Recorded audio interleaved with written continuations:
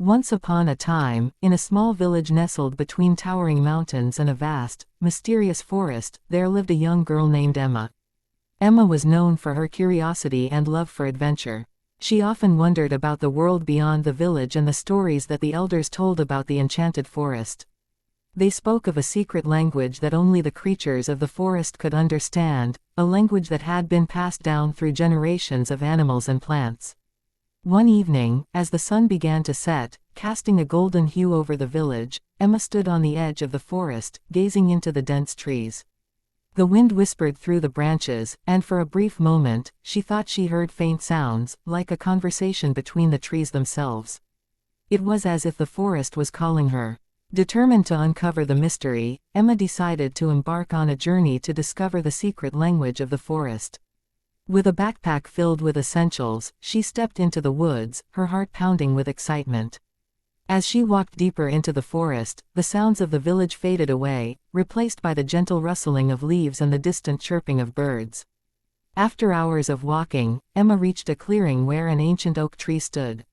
Its gnarled branches reached up like twisted arms, and its roots seemed to sink deep into the earth, holding the secrets of the forest. Beneath the tree was a stone bench, and on it sat an old woman, her face wrinkled with age, but her eyes sparkled with wisdom. She was the guardian of the forest, a keeper of its ancient knowledge.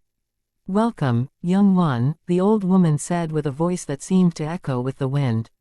"I see you seek the secret language of the forest." Emma nodded, eager to learn. "Yes, I want to understand the language of the trees and animals." "How can I learn it?" The guardian smiled gently. "To understand the language of the forest, you must first learn to listen with your heart, not just your ears. The trees speak in whispers, the animals in gestures, and the wind carries messages that only the truly attentive can hear." Emma sat beside the guardian, and the woman began to explain the first lesson. "The language of the forest is not just words, Emma. It is a combination of sounds, sights, and feelings. For example, when the wind rustles the leaves, it is not just a noise. It carries a message of change, of something new arriving. If you listen carefully, you can hear the wind telling you a story." The guardian then motioned to the trees around them. The trees speak in a language of time. Their leaves change with the seasons, and each leaf holds a memory. When you look at the leaves in autumn, you are seeing the stories of the year past. The trees speak of growth, decay, and renewal. Emma closed her eyes and listened. At first, all she could hear was the wind, but slowly, she began to sense the faint murmur of the trees. It was as if they were sharing their wisdom, telling her about the changes in the forest, about the seasons that had passed. The guardian then guided Emma to a nearby stream. The water flowed gently, but there was a rhythm to it, almost like a song. "The water is the voice of emotion," the guardian explained. "When the water is calm, it reflects peace. When it rushes and crashes, it speaks of turbulence and passion. Pay attention to the flow of the water, and you will understand the emotions of the forest." Emma watched the water, mesmerized by its movements. She could feel the calmness of the stream, and for the first time, she understood the connection between the water and her own emotions. The forest was alive with feelings, and the more she listened, the more she realized how deep its language ran. As the day turned into night, Emma felt a shift in the air. The forest seemed to be speaking louder now, its sounds more distinct. The guardian smiled at her. "You have learned the first lessons, Emma. But there is one more thing you must know: the forest's language is not just about listening. It is about connection. You must become part of the forest to truly understand it." The guardian led Emma to a large, flat stone. "Place your hand on the stone," the guardian instructed. Emma did as she was told, and as soon as her fingers touched the cool surface, a surge of energy passed through her. It was as if she could feel the pulse of the forest, the heartbeat of the earth itself. "Now you understand," the guardian said softly. "The secret language of the forest is a language of unity. It is the language of life itself. To understand it, you must be one with the forest." Emma felt a deep sense of peace and belonging.